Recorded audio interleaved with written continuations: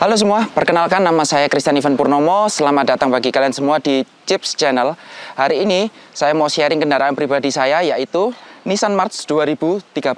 Untuk lebih jelasnya nanti kita bahas satu persatu ya, apa kelebihan dan kekurangannya, kemudian seperti apa sih merawat Nissan March 2013 ini setelah pemakaian kurang lebih hampir 6 tahun. Stay tune, ikuti video ini dari awal sampai habis.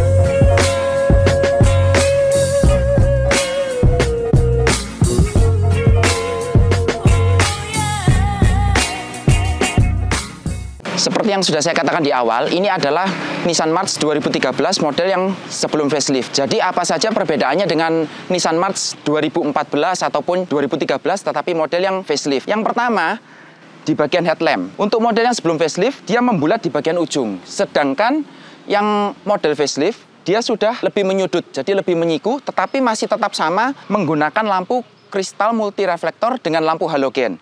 Untuk ke bagian tengah, desain grillnya juga berbeda. Model yang setelah facelift, dia menggunakan bahasa desain Nissan, yaitu V-Motion Grill. Untuk ke bawah, hampir mirip dengan yang model facelift. Hanya saja untuk yang model facelift, di bagian atas ini diberikan seperti plastik memanjang dari kiri ke kanan. Sedangkan untuk bagian fog lamp-nya, semua Nissan March 1200cc masih belum dilengkapi dengan fog lamp. Hanya disediakan rumah lampu berbentuk bulat untuk yang model sebelum facelift. Tetapi untuk model yang setelah facelift, dia berbentuk segitiga. Beralih ke bagian samping, modelnya masih sama dengan Nissan March yang sebelum sesudah ataupun sebelum facelift, hampir tidak ada perbedaan. Masih belum ada lapisan chrome ataupun side body molding. Perbedaan satu-satunya dengan model yang setelah facelift hanya terdapat pada desain velgnya saja. Masih sama menggunakan velg dengan ring 15. Di bagian belakang sini juga sangat minim perbedaan dengan Nissan March 2014 atau yang setelah facelift. Modelnya masih sama semua, perbedaan utama hanya terletak pada lampu belakang. Bila di sini semuanya masih menggunakan bohlam, untuk model setelah facelift sudah menggunakan LED dots. Oke, di bagian belakang sini sudah dilengkapi dengan rear upper spoiler, sudah dilengkapi dengan high mount stop lamp. Kemudian ke bagian bawah sudah dilengkapi dengan rear defogger, juga dengan rear wiper. Oke, untuk bagasinya, bagasi mobil ini cukup luas, meskipun ukurannya kalau kita lihat cukup compact. Hanya saja kalau kita misalkan membawa barang yang cukup berat, ini agak menyusahkan karena di sini ada gundukan yang cukup dalam. Kemudian sudah dilengkapi dengan partisi yang melindungi barang bawaan Anda dari mata-mata jahil. Partisi ini juga bisa dilepas kalau misalkan kalian ingin menambahkan volume bagasi. Untuk kursi belakang juga bisa dilipat. Oke, bisa dilipat, tetapi di sini masih tetap menyisakan gundukan. Tapi cukup lumayan untuk menambah volume dari bagasi itu sendiri. Oke, sebelum membahas bagian interior, coba kita cek bagian mesin terlebih dahulu. Yuk.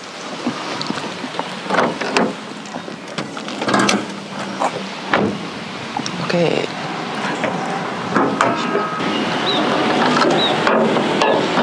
Nissan March ini dilengkapi dengan mesin berkapasitas 1200cc dengan kode mesin HR12DE dengan tenaga 76 PS, torsi maksimal 102 Nm.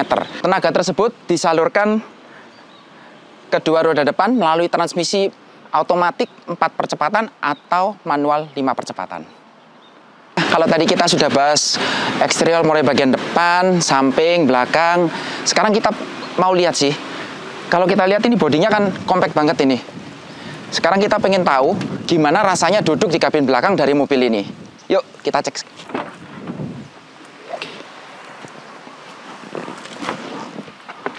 Oke, pertama-tama posisi depan ini sudah saya atur posisi mengemudi saya. Tinggi saya 180 cm. Untuk ruang kaki hanya tersisa 1 jari. Sedangkan untuk ruang kepalanya ini juara sih. Masih tersisa 4 jari dengan postur setinggi saya. Untuk bahan-bahan di belakang semuanya door trim masih menggunakan bahan plastik keras. Tapi sudah dilengkapi speaker, tidak ada door pocket ataupun tempat penyimpanan di samping. Untuk sistem keselamatan untuk penumpang kiri dan kanan sudah dilengkapi dengan sabuk pengaman 3 titik. Sedangkan yang di tengah masih 2 titik saja. Oke, sekarang kita langsung cek aja bagaimana kabin di depan. Oke. Pertama-tama untuk pengaturan joknya sendiri ini bisa diatur untuk naik dan turun, reclining. Posisi setir juga bisa diatur. Tilt saja masih belum bisa teleskopik. Kemudian untuk door trim sendiri semuanya ini masih berbahan plastik keras. Sudah dilengkapi speaker, door pocket, cup holder, power window, all auto di sisi pengemudi saja. Kemudian dashboard ini masih berbahan plastik keras semua. Untuk head unit, ini head unit sudah diganti ya. Jadi sebelumnya ini double din biasa, tapi yang ini sudah diganti monitor. Pengaturan lampu masih standar semua, belum ada auto lamp. Untuk pengaturan wiper juga masih standar, tapi sudah intermittent dan sudah bisa diatur interval waktunya. Untuk ruang penyimpanan di tengah sini ada ruang terbuka 1, cup holder ada 2. Oke, mungkin ini ada laci terbuka 1, ada laci, sisanya ada power outlet di bawah sini. Ya, cukup minim tempat penyimpanan. Untuk bagian atas sudah dilengkapi dengan sun visor. Yang sebelah kiri masih polos, yang sebelah kanan sudah dilengkapi dengan vanity mirror. Heran kenapa vanity mirror diletakkan di sisi pengemudi, padahal di mobil pada umumnya di sebelah sisi penumpang.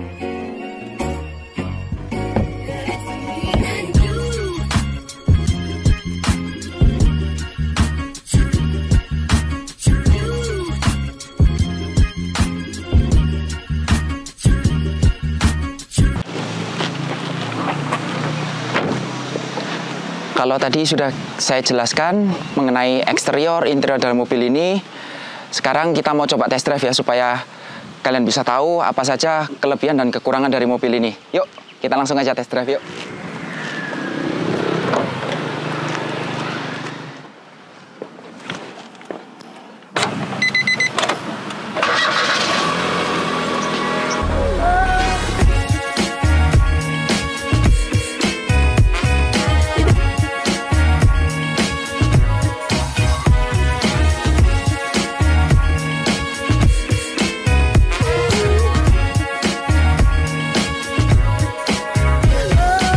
Ya, jadi seperti inilah di dalam kabin Nissan March 2013. Pertama-tama yang saya rasakan dari posisi mengemudinya, meskipun ini jok sudah diatur pada posisi yang paling rendah, tapi cukup commanding ya. Jadi semua jalan terlihat dengan jelas. Untuk pandangan di sekeliling juga mobil ini juga juara. Mungkin boleh dikatakan yang terbaik di kelasnya. Kacanya besar-besar, visibilitas ke kiri, kanan, depan, belakang semuanya jelas banget. Kemudian untuk bahan-bahan material ini tidak ada soft touch sedikit pun, semuanya hard plastik. Lalu untuk kemudi juga belum ada tombol-tombol seperti mobil zaman sekarang ya. Untuk sistem keamanan juga masih belum ada seperti airbag. Mobil ini belum ada airbagnya sama sekali. Kemudian selama merawat mobil ini, part-part apa aja sih yang udah diganti? Yang pertama yang udah diganti pastinya seperti ban-ban ya, itu sudah kita ganti semua. Kemudian untuk koil itu per bijinya seingat saya sekitar 350 per biji. Jadi mobil ini 3 silinder, berarti ada 3 koil. Yang agak mahal itu adalah fan radiator. Ya, itu biasa kekurangan dari Nissan March ya. Waktu itu mobilnya masih sekitar usia 3 tahun dan fan radiatornya itu sudah oblak. Kita ganti kurang lebih kena 1.300.000. Tetapi yang menjengkelkan, meskipun yang rusak hanya, walaupun itu yang rusak seperti laker dari fan radiatornya, tetapi kita nggak bisa ganti per part ya. Itu yang menjengkelkan dari Nissan March. Jadi kita harus beli satu utuh beserta dengan rumah-rumahnya. Kemudian part lain yang sudah diganti, skok bagasi belakang itu sekitar 300.000. Kemudian juga skok per di belakang, skok suspensi bagian belakang ya. Kalau orang-orang bilang partnya Nissan mahal, saya bilang nggak juga ya. Karena ganti 2 skok itu berarti 1 pasang beserta dengan ongkos bongkar pasang itu saya cuma habis 600.000.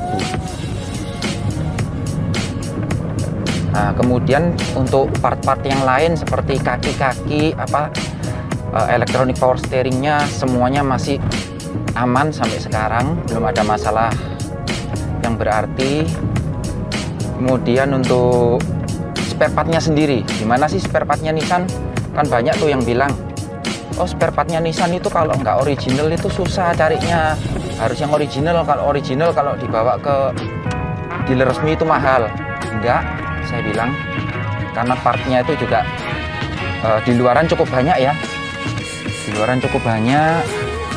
Kalau mau cari ya tahu sendiri lah ya, kalau di Surabaya di tengah kota itu juga ada yang jual partnya. Kemudian kalau kita pergi ke dealer resminya itu untuk beberapa ya, tidak semua merek, tidak semua jenis mobil Nissan itu ada barang KW-nya, tapi ada jenis-jenis tertentu. Salah satu contohnya seperti Grand Livina, karena populasinya banyak, jadi untuk dealer resmi juga sudah menyiapkan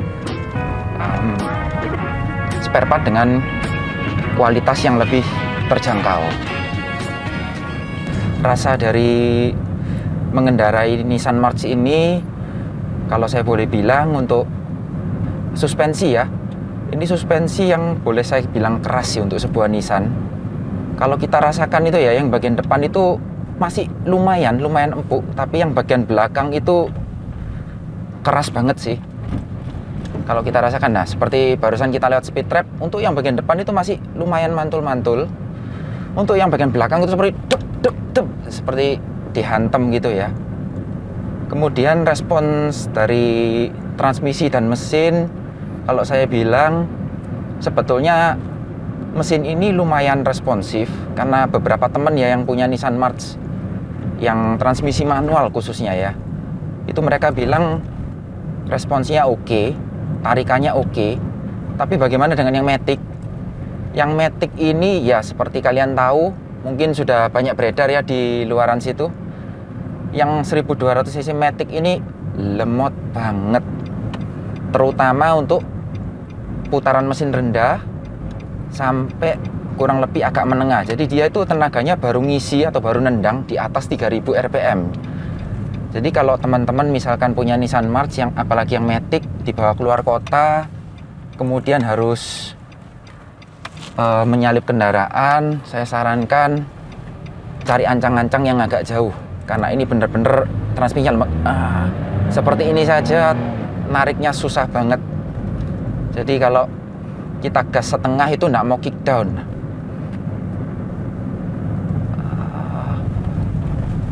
Oke, mungkin coba sekali lagi ya.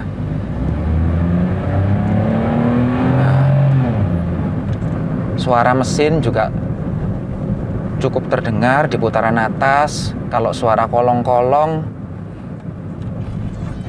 sekitar kecepatan 40 km/jam lah sudah mulai masuk.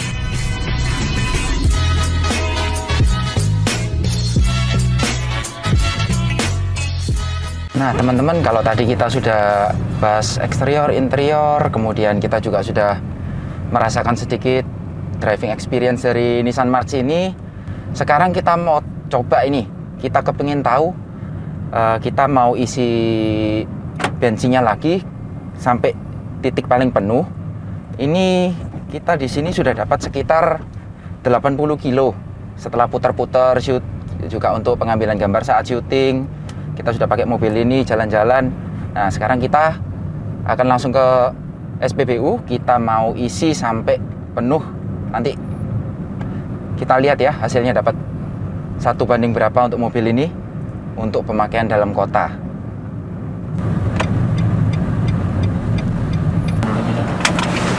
Oke, sekarang kita udah sampai di SPBU, kita mau isi dulu. Ya, habis gini kita cek ya, dapat 1 banding berapa.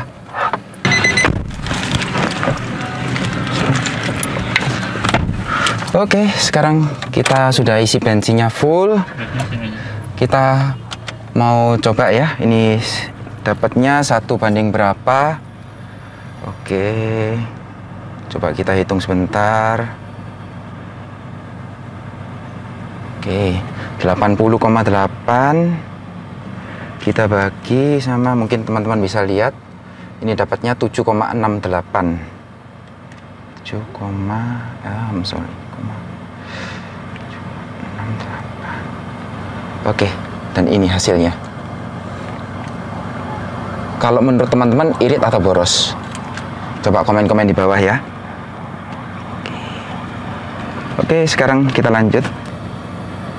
Oke, sekarang kita reset lagi, kita kembalikan ke 0.